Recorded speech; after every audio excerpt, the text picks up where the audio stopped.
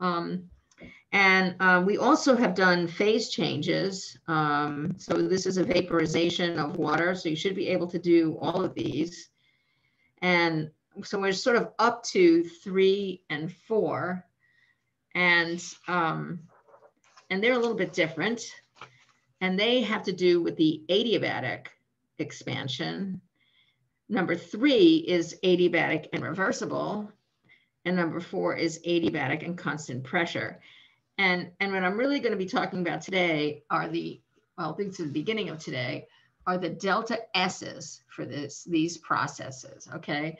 So you're supposed to do all of these different calculations for all of these things, but of course the focus is on the entropy changes because that's the new thing that we've just been learning about, okay? So I'm going to address number 3 and 4 next. So here's number 3, which I think I started to do last time anyway. And so this is taking 1.5 moles of an ideal gas, initially at 300 Kelvin, 1 atmosphere, and expanded adiabatically and reversibly until the final pressure is 0.2 atmospheres. So, and you're asked to calculate all of those different things. So how do we handle an adiabatic processes? So adiabatic processes, how do we handle them? What's the first thing you do when you try to figure out something for, if you want to get delta U, what's the first thing you have to do when it's an adiabatic expansion? Isn't delta U equal to, it's either Q or W? Well, Q is 0, right? Because it's adiabatic. Oh, yeah. So delta U, equals, it's W, but we don't get it from the work. That's not how we get it for an adiabatic process. We get it by, remember those complicated equations for T2? So we start by getting T2, and then we get the delta T. And the delta T is key because we use delta T to get the delta U. And if we want to get the delta H, I don't know if delta H is on that list, but I think it is. Delta H is NCP delta T. By the way, delta H is not equal to Q in this case, right? Because this is not a constant. The gas is not at a constant pressure. During an expansion, the pressure is changing all the time. So the gas, so Q is not equal to delta H here. But anyway, it all starts with getting the change in temperature. So we use the delta T to get delta U and delta H. And another thing that we know is that Q equals 0 because this is adiabatic and no heat transfers. So that means that the work is the delta U. So really the main part of this job is getting that T2 and then using it to get those other parameters. Now, what about delta S? So this is what's new. What about delta S? So we always go back to the definition, the integral of dq reversible over T. But now this process is adiabatic and it's reversible, all right? So that means that dq reversible is equal to 0, since this is a reversible process.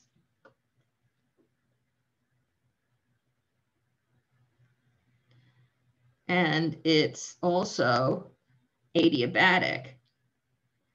So this is just equal to 0, okay? So delta S is very easy to figure out in this example. Okay, what about delta S surroundings? Well, that's dq surroundings over T surroundings, okay? And dq surroundings, well, it's always equal to the negative of dq, of the actual heat that transfers. And since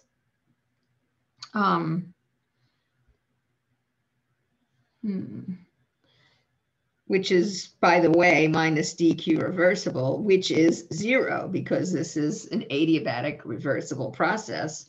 So this is equal to 0 as well. So, we finally got to a nice, easy calculation. So the reversible adiabatic expansion has a very easy delta S and delta S, sir. They are both equal to 0, okay? And now we come to the next, the next little, next exercise, which is number 4. And this is number 4. Now, number 4 is a long story, right? Well, the number 4 of the problem is actually just over here. This is going to be a special problem, actually. So I'll explain to you why this problem is hard, or a little bit harder anyway. So it's the same thing. It's 1.5 moles of an ideal gas, initially at 300, 1 atmosphere, and it's going to 0.2 atmospheres, and it's expanding adiabatically. But the difference is, of course, is that it has a constant external pressure. All right. So how do we figure these things out in this case? So we want to get delta S. Well, okay. You know how to figure out all those other things. You know how to figure out, you can get delta T, and this gives you delta U and delta H, and Q is 0 and W is delta U, just like you've done in this type of calculation before. But now we come to the part about how do you get delta S and delta S surroundings. Okay. Well, one of these is easy and one of these is hard. Which one is easy?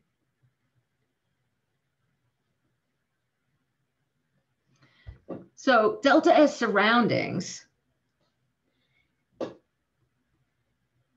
is the integral of dq surroundings over T surroundings. Now, what is dq surroundings in this case? Is it going to be hard or easy to figure out? Well, this is an adiabatic process, right?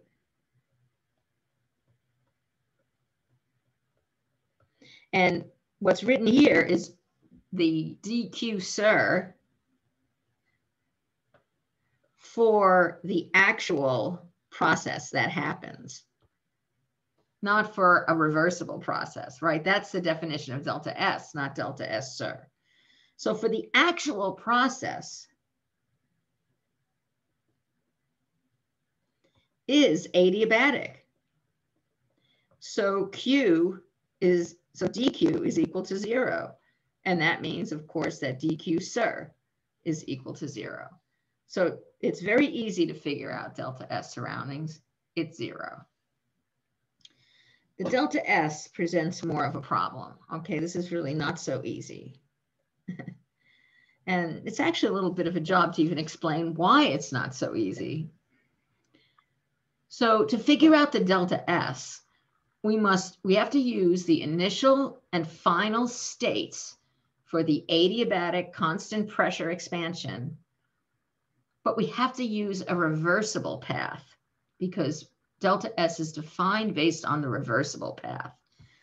So we have to figure out a way that the system can reversibly get from the initial state to the final state. So we must figure out how the system can get from the initial to the final state, meaning conditions, right? Meaning temperature and pressure, right? Via a reversible path.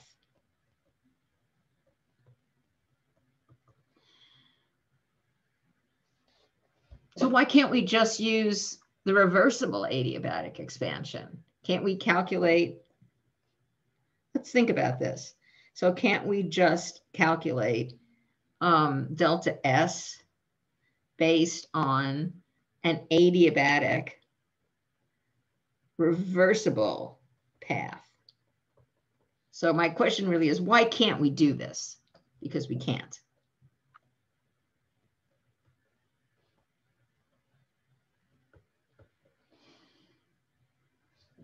And what do you know about the adiabatic constant pressure expansion versus the adiabatic reversible expansion?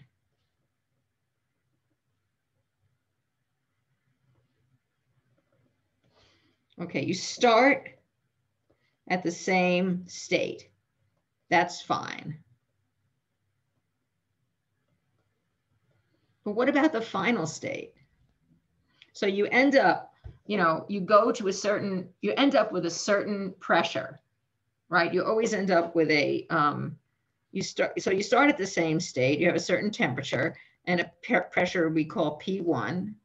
And then you start at the same state, the same temperature, and then you have the same pressure P1.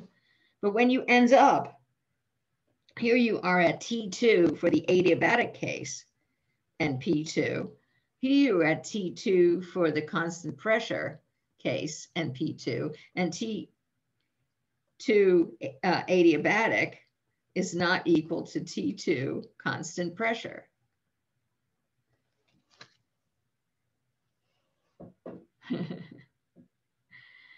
So you remember when you did the special problem on adiabatic that the T2 was not the same. T2, when you did it reversibly, was like 119 Kelvin. T2, when it was done with a constant pressure, it ended up at like 191 Kelvin. You end up at a much higher temperature. It doesn't go down as much for the constant pressure process. Aren't they both adiabatic though? Oh yeah, sorry. Okay. Oh, God, yeah, I really confused that. So this is for the adiabatic reversible. I should have said reversible. Thank you.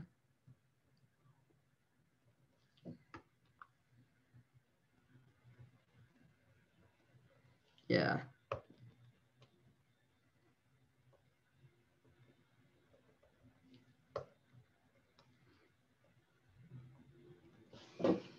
So if you wanted to try to figure out a reversible path by doing the expansion reversibly, you would end up at the right pressure, but you would not end up at the right temperature. So you can't go ahead and do it that way. All right. That's why you need to figure out a way of getting from the initial state to the final state reversibly. So I'm going to show you an example. Actually, let me give you, I didn't like the way that worked out. That was pretty bad. So so if we have adiabatic reversible,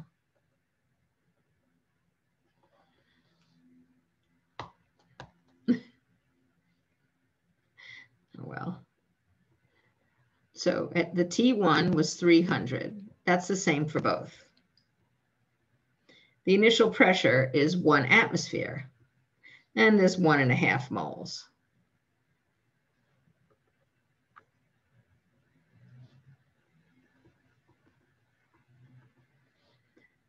But then the expansion happens.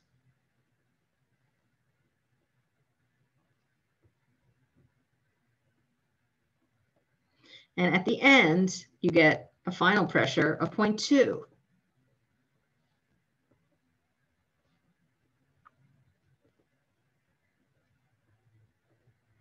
But T2 here is some number, and T2 here is different. The adiabatic reversible, this is going to be a lower temperature, okay? So these temperatures are not the same.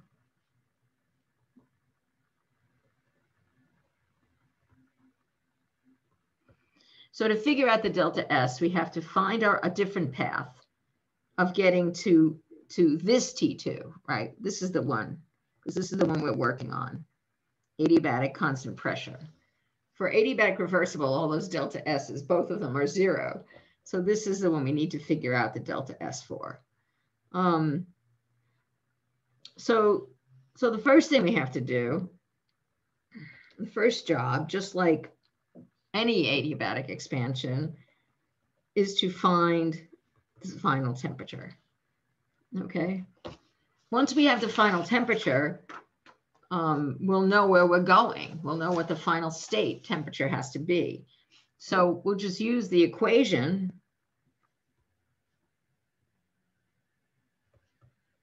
for the adiabatic constant pressure expansion that we derived a while back. So it's T1 CV plus R P2 over P1 over CP. And I already said, or I wrote in the problem that we're going to take the CV to be 3/2 R. It's like a monatomic ideal gas. So if you put that in,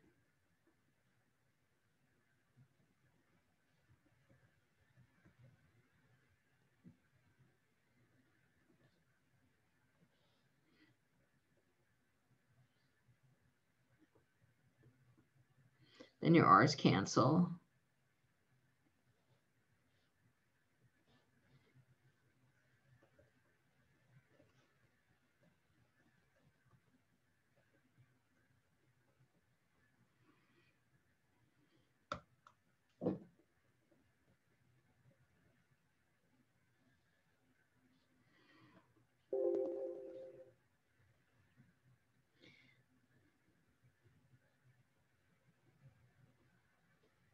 Oh.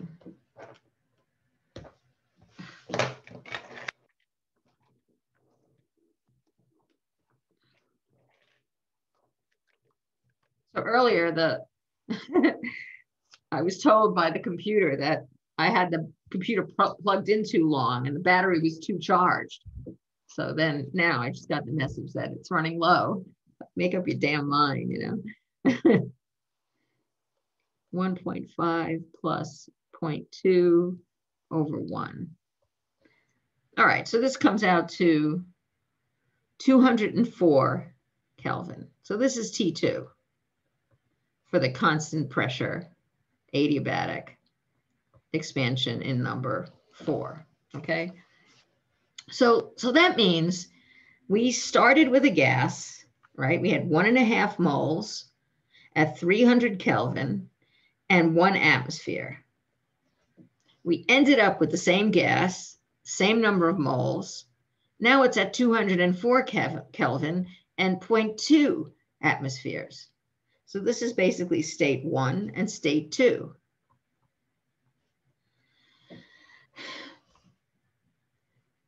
And I could get there in a path that's not reversible. But in order to calculate the entropy, the delta S, I need to get there via a reversible path.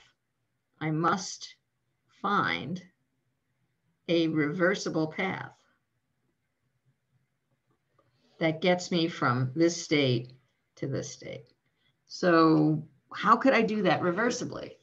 And the only thing that's happened here is the temperature has changed and the pressure has changed. So can you think of a process, like a 2-step process that could get you from state 1 to state 2 reversibly? And you could see that the gas must have expanded, right? Because the pressure here is lower. Well, you could actually calculate what the final volume is. You know, you have the temperatures, you have so the temperature went down. So that would cause the volume to go down, but it doesn't go down. It goes down to like 2/3, but the pressure goes down by a factor of 5. So you know that the volume is going to be increased. So this is going to be some kind of an expansion, but we're just not going to do it. We have to do it reversibly.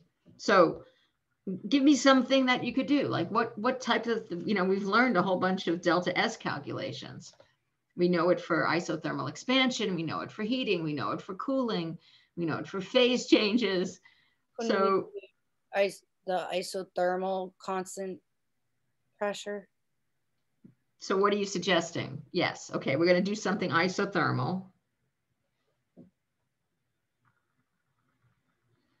Isothermal expansion at, and we have to do it reversibly.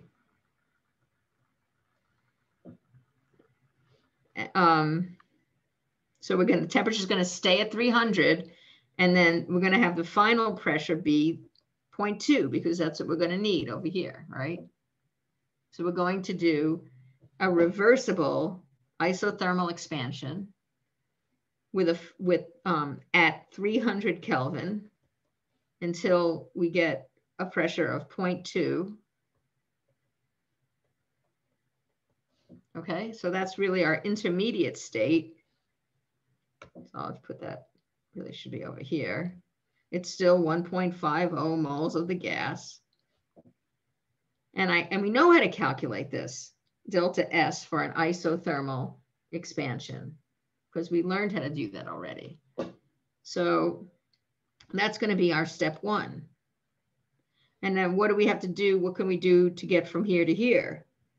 So now we have the pressure right, but we don't have the temperature right. So looks like we'll have to cool it, right? Cool the gas. Cool it reversibly from 300 to 204 Kelvin at a constant pressure of 0.2 atmospheres. So we're going to cool at constant pressure, and that's step 2. So this is my path, okay?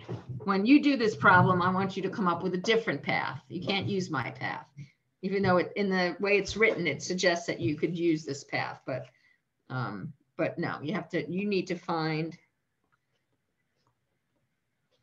a different path. So there's lots of different things you could do, but I want you to think about it and come up with something. Some of them are easier than others, so I don't think it's too much of a stretch to come up with one. But I'm actually going to do this calculation with you for this path. So step 1. Oh, let's see. So it's going from so it's an isothermal expansion at 300 Kelvin. And the final P1 is 1. P2 is 0.2. And, we could go through this derivation again, but I think I've done it enough. Anybody want me to do it again? No, okay. Anyway, the formula is NR log P1 over P2. And it's equal to 1.5 moles, 8.314 log of 1 over 0.2. So it comes out to 20.1 joules per Kelvin. So that's for the first step. I think I call it step A actually when I post the solution. So I'll stay with that, step A and step B.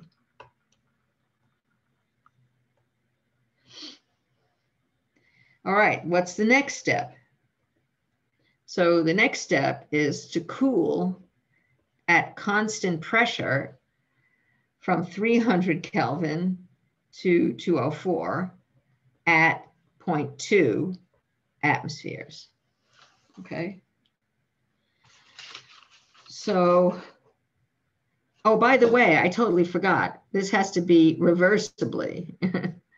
And I use the formula. This is for the reversible isothermal expansion. And this is going to be reversibly. although we've talked a lot about how, well, never mind. Okay, so this delta S, using the formula we derived last class, is N Cp log T2 over T1. It assumes that Cp is constant. We used 5/2 R. So that's going to be 1.50 times 5/2, 8.314 log 204 over 300. And this is going to be negative, right? So this is actually going to be negative because this is cooling. So it's going to, the change in entropy is negative. And it's negative 12 joules per Kelvin. This is for step B. Okay, so when you add them up, you get positive 8.1 joules per Kelvin. And I'm not at all surprised it's positive. It has to be positive. And that's because it's not reversible. It's spontaneous.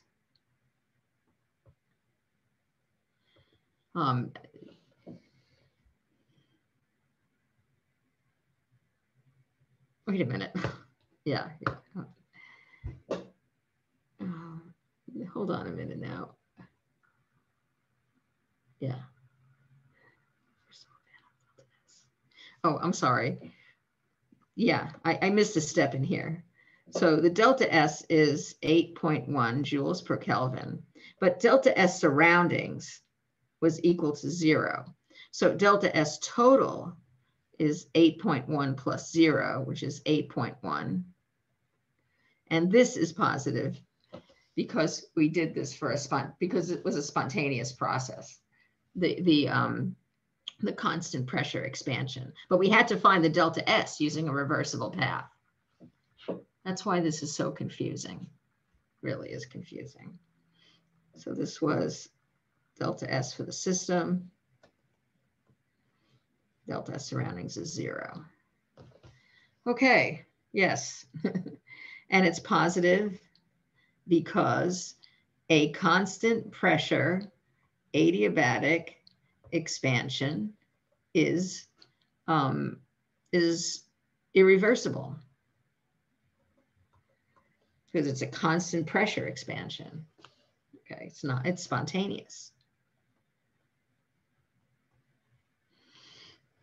Okay, I know it looks really crazy. I've written spontaneous here, but we found a reversible path. But you always have to find a reversible path for delta S. All right. So that's why this section is a little bit crazy and a little bit confusing. And I'm assuming here, by the way, that you can calculate the delta H and the delta U and the W and the Q. This is basically from the delta T with the T2 as 204 Kelvin. So anyway, you need to come up with a different path. There's some easy ones and some harder ones, but just, come up with anything as long as it's not the same as the one I just did. To find the delta S, you need that reversible path. And now we're actually going to move on to something much more familiar. We're going to move on to delta S's for chemical reactions.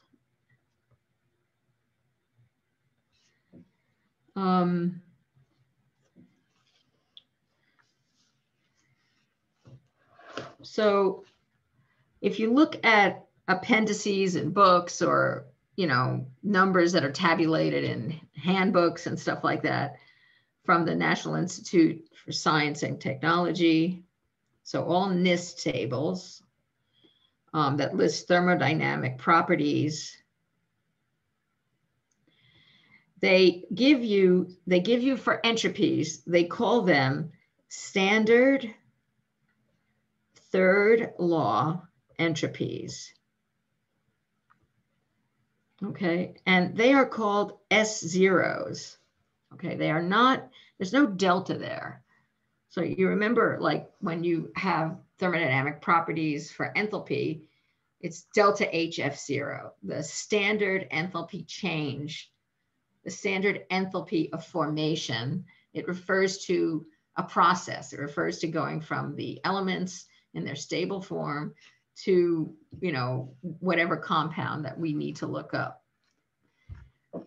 It's different with these entropies. They're not changes. They're actually absolute entropies. These are not deltas. They have nothing to do with the elements in their stable form or anything like that. It's a very different deal than that. They're absolute entropies. They're for 1 mole, and they're at 298 Kelvin and 1 bar. That's what the standard means. And we use them to calculate delta S's standard entropy changes for reactions.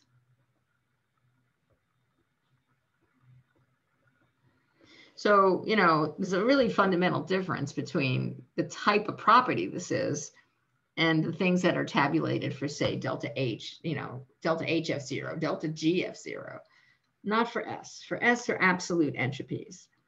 So I'm going to show you just some of these values, a very short list, I should say. So here's a very short list of such entropy values. And what I did was I separated the ions out between neutrals, things that don't have a charge. And what you'll notice is that when you look at a chart of these S0s, standard entropies, absolute entropies, they are all positive except the ions. And that's because the ions, the values for the ions, these are all relative. What are they relative to, right? Because you did some work with ions, right? We know that those delta H's in the chart, the delta HF0 of H plus is defined to be 0, right? So all of these are relative to H plus. So they can be negative. They could be positive. Some of them are positive, some of them are negative. So they have like a different 0 situation, which is fine because we only ever deal with changes. Okay, and as long as it's self-consistent, it works. But everything else is positive. And nothing has a negative entropy, nothing real. I mean, this has got a kind of a phony zeroing here, but everything has a positive value here. So I'm going to talk about how these values are obtained. I'm going to do that today, but I'm not going to do that first. So first, what I want to do is use some of these values to calculate delta S's for reactions. And this is pretty easy stuff that you've done in general chemistry. And then I'd like to talk about the guidelines for, when a delta S reaction is positive, when it's going to be negative, what's characteristic of, what can we say about when the delta S reaction is positive or negative? So first example I'd like to do is if you take hydrogen and fluorine and combine them to get 2HF, all in the gas phase. So delta S0 for this reaction is going to be, okay, so now it's going to be the sum of the standard entropies of the products minus the sum of the standard entropies of the reactants. Here it is reactants minus products because these S's are actually absolute entropies. So the delta S0 is going to be 1 times, there's a 2 here. So it's 2 S0HF minus S0H2 plus S0F2. So I would always write it this way. I would immediately factor out this negative.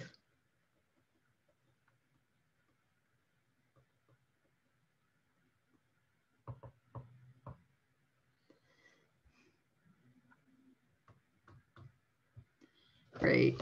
Ugh.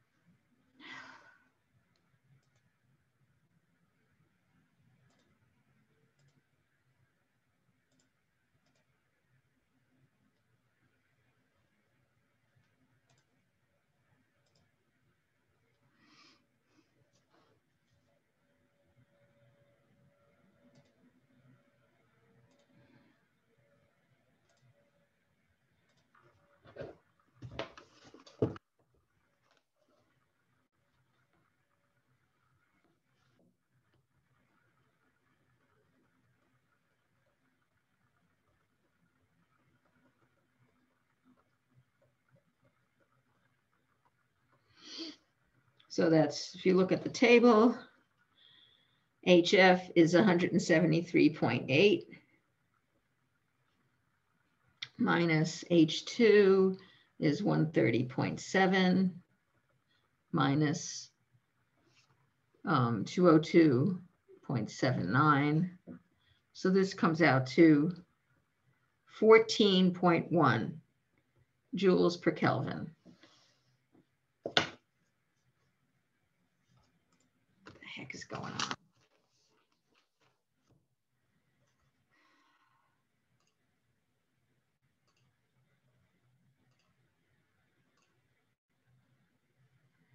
I don't know what happened there. Have you been able to see the screen that whole time? I couldn't. All right. So, so by the way, this is a very small positive entropy change. It's not anything special. And you know, there's a 2 here. I thought it was there before. Anyway, so do you see what I did here, right? I took the stoichiometric coefficient times the absolute entropy of the products minus stoichiometric coefficients, which are 1s, times the S0s of the reactants, which I added them all up and subtracted that. So I put negatives in front of each one. And so I get this number, which is really a pretty modest change in entropy, not very large. But I do want to, so there's nothing really big going on here in terms of changing the entropy, because look, you have 2 moles of gas on the left side and 2 moles of gas on the right, but you do have a different organization of those atoms. Okay, so I guess I would say that there's more ways to arrange H's and F's in HF molecules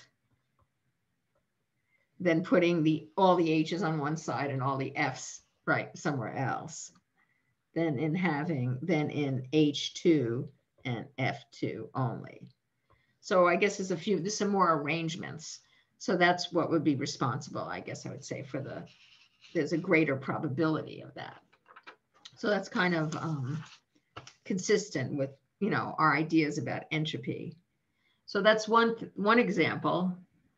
Let me go and do this next example, which is if you take 2 fluorine atoms and make an F2 molecule, okay, then our delta S for this reaction is going to be 1 S0 of F2, which by the way is not 0. Remember that now. We're not talking about changes and going from, you know, elements in their stable form.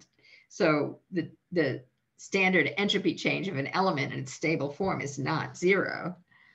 And then, so that's products minus the 2 here times S0 of fluorine gas. And if we look those numbers up in the chart, we get 202.79 minus 2 times 158.75. And we get a much more substantial entropy change here. we get as you probably would have expected, a negative delta S0 for this reaction. And that's because we started with, on the left side, we have 2 moles of gas. And on the right side, we have just 1. Okay, so 2 moles of gas can disperse energy, dissipate energy and heat more readily than 1 can. So the entropy would be greater. So 1 single F2 cannot disperse energy as well as 2 moles of fluorine. There's more random, more thermal motion.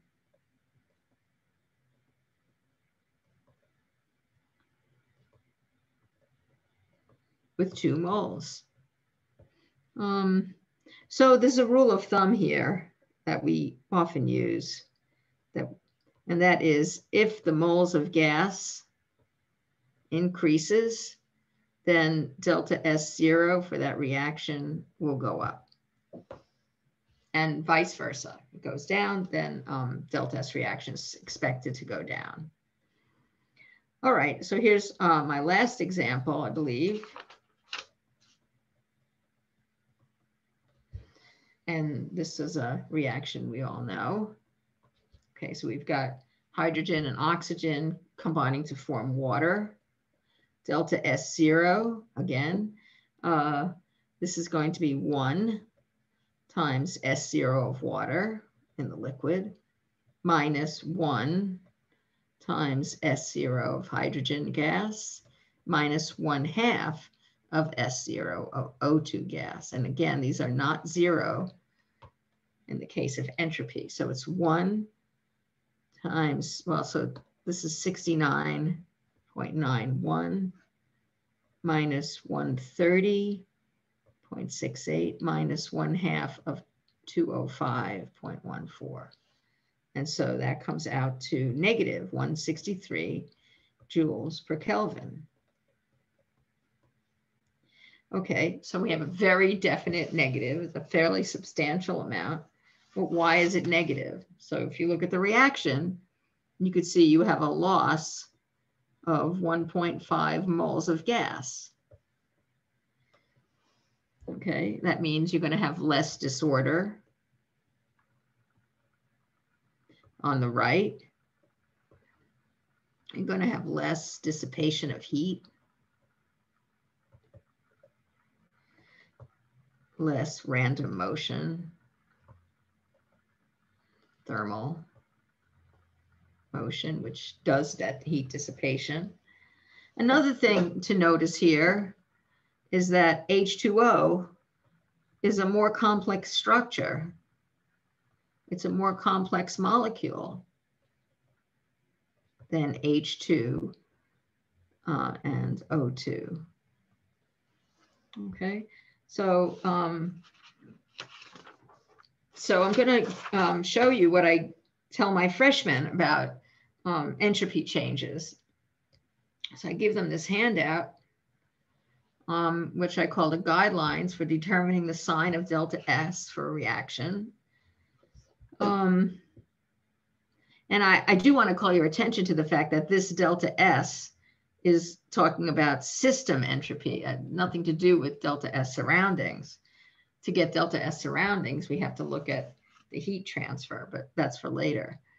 So one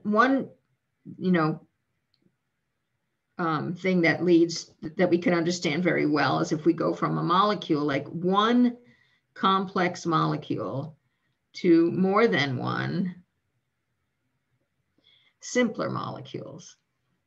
Okay, so generally when this happens, the entropy will go up, whether it's in the gas phase or in any phase. Okay, and it tells you there's fewer arrangements that are possible when a system is made up of a larger, more complicated molecule than if there were more smaller molecules. It's more difficult to disperse energy when you have just the one particle than if you have more.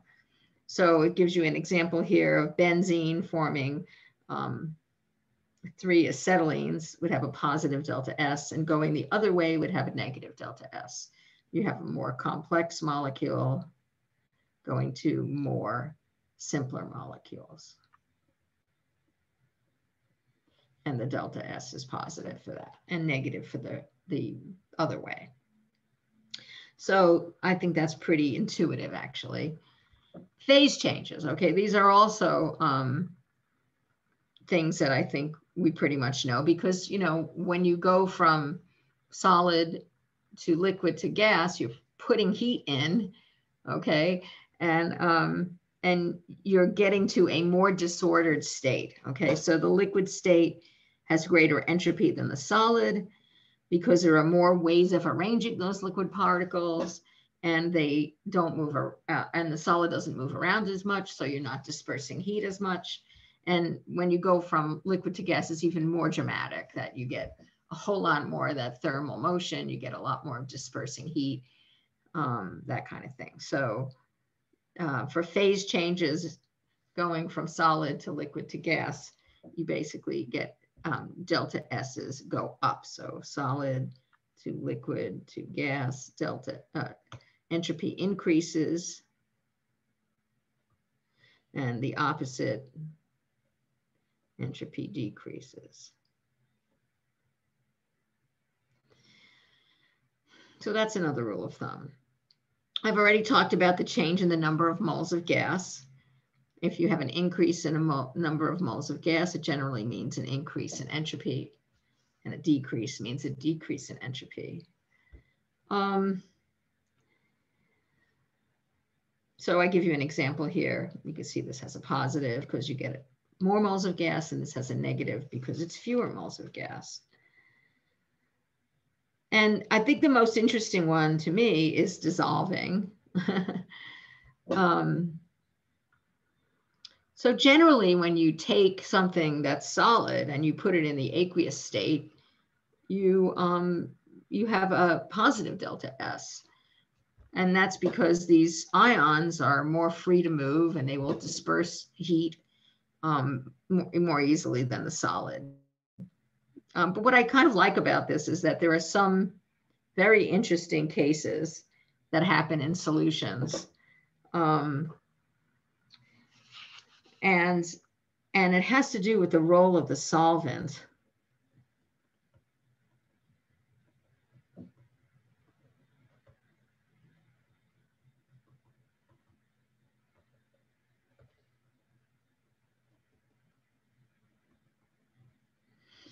So I'd just like to sort of mention this. Here's an example. If you have sodium dodecyl sulfate, this is we call this SDS. So it's got this long chain, you know, just of carbons and hydrogens, and it ends in a sulfate group. And then you have a sodium counter ion. Okay, so this is a kind of a long hydrocarbon chain. And, you know, it's similar to CTAB, except our CTAB ends in an ammonium group here, positive charge instead of a negative over here. And the bromide is a negatively charged counter ion. So it's another micelle system. But when you get up to the critical micelle concentration, what you're going to get is, of course, the formation of these micelles. So we call this the polar head, right? And this is the hydrocarbon tail.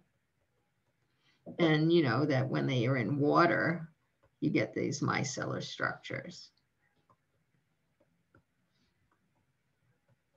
And if you took what I often do in Chem 408 is we actually calculate the aggregation number of SDS micelles. And it's about 100 monomers that form the micelle. So this is the monomer, and this is about 100 monomers in a micelle. you know, there's not going to be exactly the same number in every one. But so if you take a look at this, what do you think that the change in entropy to the system is going to be for this? So you've got these monomers and they're aggregating together. So, you know, it seems obvious that the delta S for this process, at least the delta S system, would be negative, right? That you have a whole lot more order here in the SDS than you had when you started, right? Because it's an ordered, self-aggregating, but it's an ordered structure. But actually, it turns out that there are two contributions here that you have to think about the arrangement of the water molecules as well. And so delta S system is actually positive for sodium dodecyl sulfate. And the reason is because while delta S SDS, this is for forming a micelle. The delta S to the SDS itself is negative, but you have to think about the water molecules. And it turns out that with all of these charges here, that the water molecules are more ordered on the left and less ordered on the right. So the H2O molecules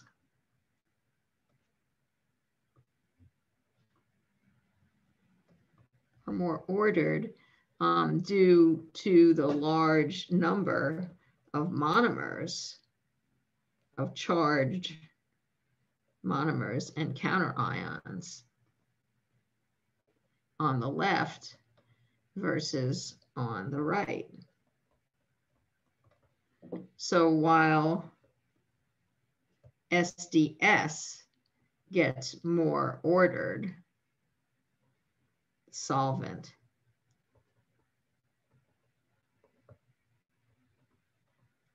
gets more disordered. And all those H2Os getting more disordered adds up so that the delta S system is positive. So it's dominated by this. It's not that way for every micelle system, you know, so micelle systems can have this delta S system, this sum, be positive or negative. It's positive for SDS, but you know, it's not giantly so. So some are overall positive, some are overall negative. And it's a similar situation to what happens with protein folding.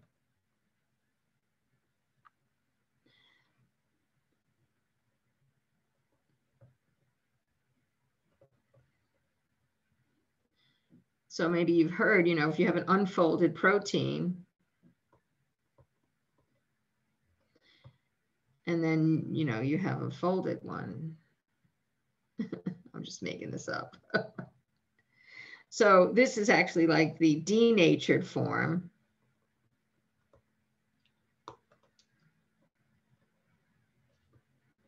To the native form. And we actually do a lab, right, on the chymotrypsinogen, which studies this process. But if you think about the delta S to the system, that's the sum of the delta S of the protein itself plus the delta S of the solvent of water. Okay. So the protein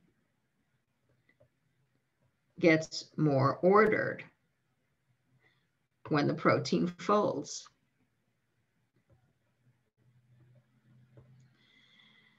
But the solvent, the water, gets more disordered. So it's more ordered when the protein is unfolded.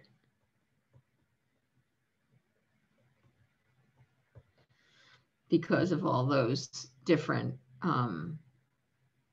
you know, hydrophilic groups that could be causing water to have certain orientations that are restricted due to, you know, hydrogen bonding and things like that.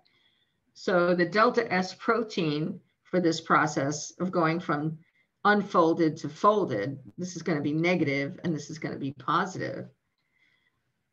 By the way, this is the opposite process that I show you in that lab when I write about chymotrypsinogen. I go from native to denatured, so everything is opposite. So don't get fooled by that. So you know, that's really interesting because the solvent plays a big role, and so you have to be careful that that it's maybe not quite as intuitive as you think it might be. And this is delta S system. Delta S surroundings we actually get from the heat that's transferred so you actually get it from the delta H. So if I have a system and it's and if the folding, if the process, if any process is, if the process is exothermic and heat is leaving the system, then delta S surroundings is going to be positive because it's getting heat. Okay, it's becoming more more disordered. And if there's an endothermic reaction, and heat is going into the system, then delta S surroundings is negative because it's losing heat. It's losing the ability to dissipate heat.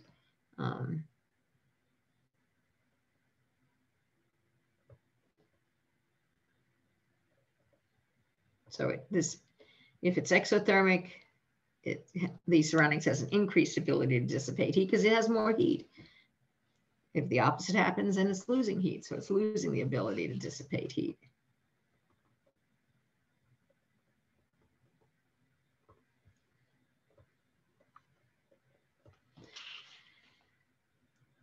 Okay, so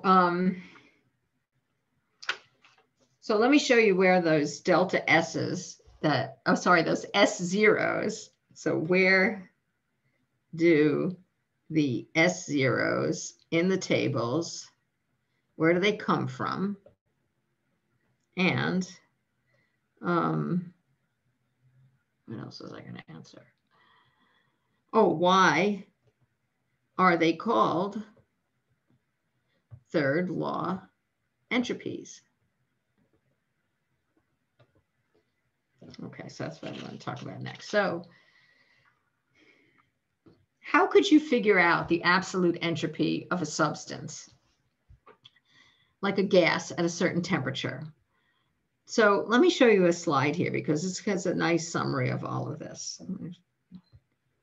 So I can move it up a little.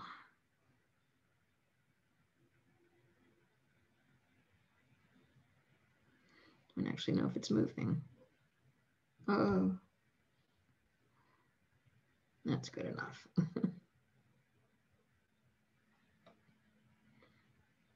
Okay. All right. So here's the slide.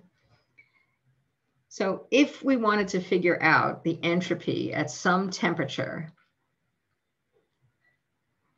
we know how to calculate delta S's.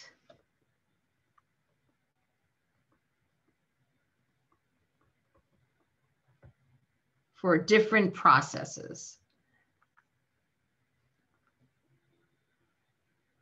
So let's suppose we had a substance at absolute zero. I mean, we can't get to absolute zero, but let's say we're a tiny, tiny bit above absolute zero, as close as we could get to it. And then we heat it up.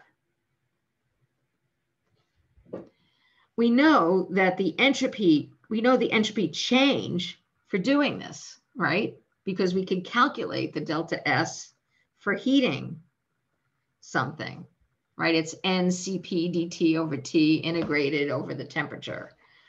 All right. So that means that if we get this substance up to a certain temperature, here we have a certain temperature, we could find the delta S for doing this process. If we knew what the entropy was at absolute zero, we could take that entropy at absolute zero and add that entropy change, and that would give me the entropy at temperature T, right? That's if the substance were, say, a solid. If the substance were a liquid, then I would have to take this entropy change for heating that liquid, heating that solid. I mean, it's going to be a solid at absolute zero. You'd have to heat it up until it reached the melting temperature. And you'd have to calculate that delta S for heating it to the melting temperature. But then when you got to the melting temperature, now you'd have to calculate the delta S for melting. And then after it was melted, you could figure out what the delta S is for heating the liquid. So for any substance at any point, whether it's a solid, a liquid, or a gas, we know how to figure out all the changes in entropy for all the steps, whether it's a heating step or a phase change step or another heating step. And that's what this slide is showing here. If you knew what the S was at T equals 0, okay, you could just add the change in entropy for heating the solid, and this is what that change is. It's this, we've already figured out that this is the delta S for heating a substance. If you wanted to get to a gas at a certain temperature,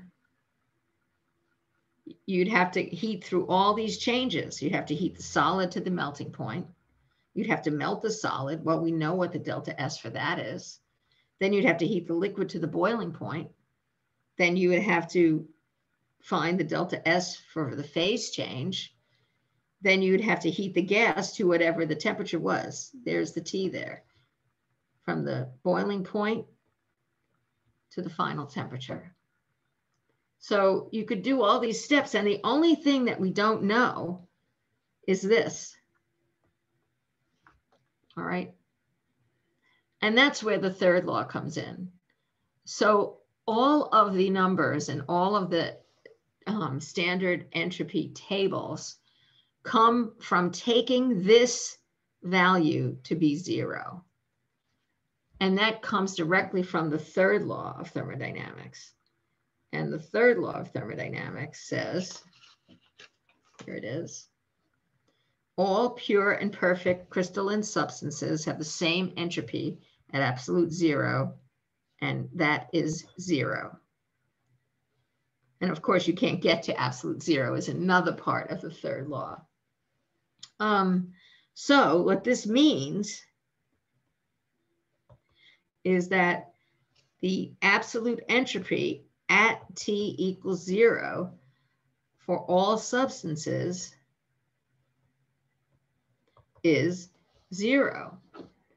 So that means I could go back to that crazy list of all those different, delta S's that you have to add together.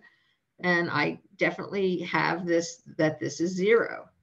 And so all I need to do is add all this up. Now, so if I have a solid at a certain temperature, what happened to this thing? That's a new one.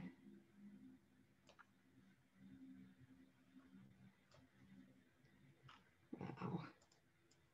Crazy. Oh, man.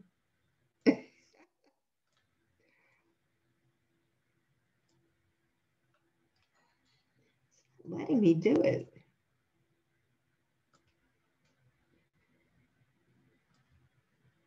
I forget, I'm getting rid of this.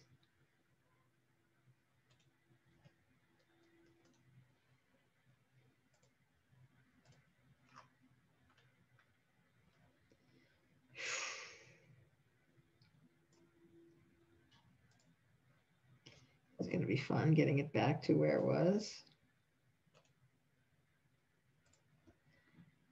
Ugh.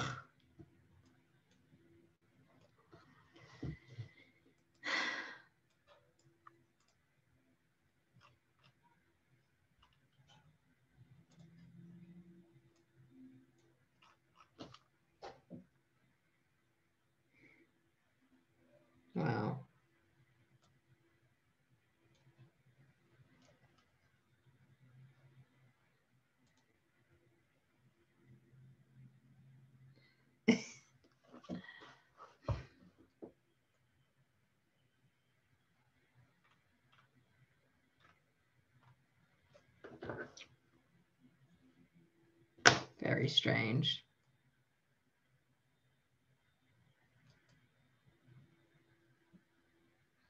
Oh, and now it's back? I don't get this. No, I don't get it.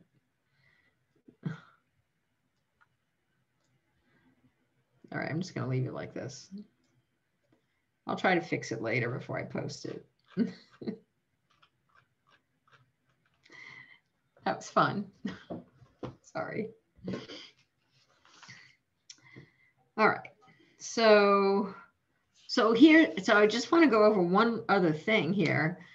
And that is, why does it say that you have to have a pure and perfect crystalline substance to have an entropy equal to 0 at absolute 0? So I'm just going to address that in a couple of minutes. So why pure and perfect crystal? And so here's a good illustration. If you have a perfect crystal, so you have all the same atoms or molecules, and it's all lined up, and there's only one way to get this arrangement. Oh, only one way to arrange these atoms. But what if you had something that wasn't pure, wasn't perfect? So let's say you had, that guy in there. Let's say you had another one. You had just two things in there that are making this not perfect. So there's only one way to get this arrangement. There's nothing else you can do, right? But now you could see that, I could have that imperfect guy could be over here, right? And maybe you could be over here.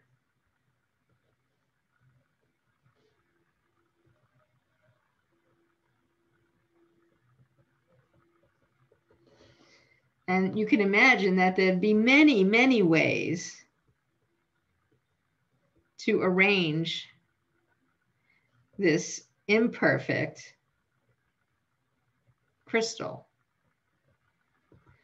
And if you go by the original Boltzmann number of ways definition for entropy,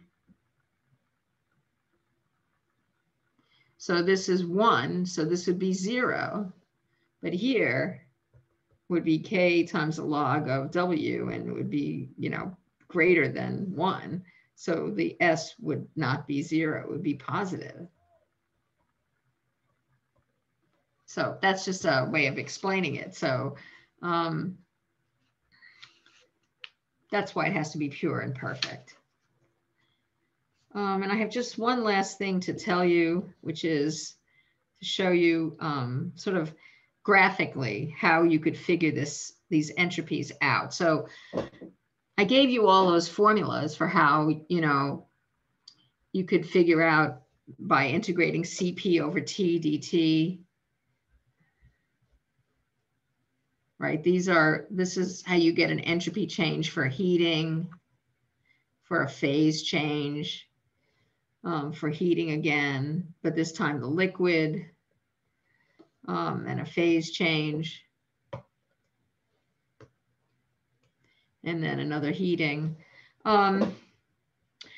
So notice that this is an integral from 0 to the melting point. So an integral is an area. So if we look at the curve, what this is showing is the actual curve for Cp over T. So if you integrate Cp over T dt, that's like looking at the area underneath that curve.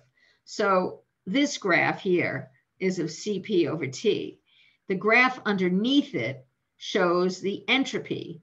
So to get this red point here,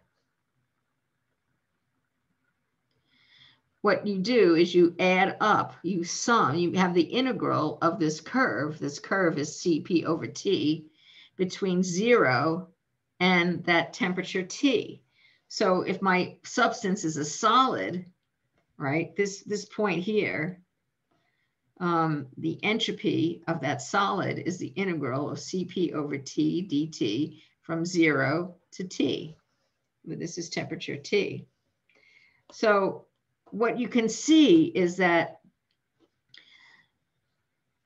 that you could continue to do this. You could find the entropy at any of these points, and you would just stop integrating, would just stop finding the area at that point.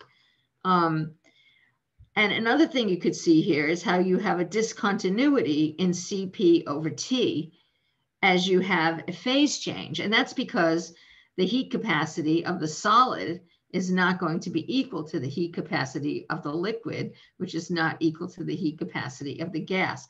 And so you have these discontinuities here in the Cp over T curve. And what you would have to do to calculate the corresponding entropy is, so each of these points along here is the area up to that point, but then you would have to add the delta S's for the different phase changes.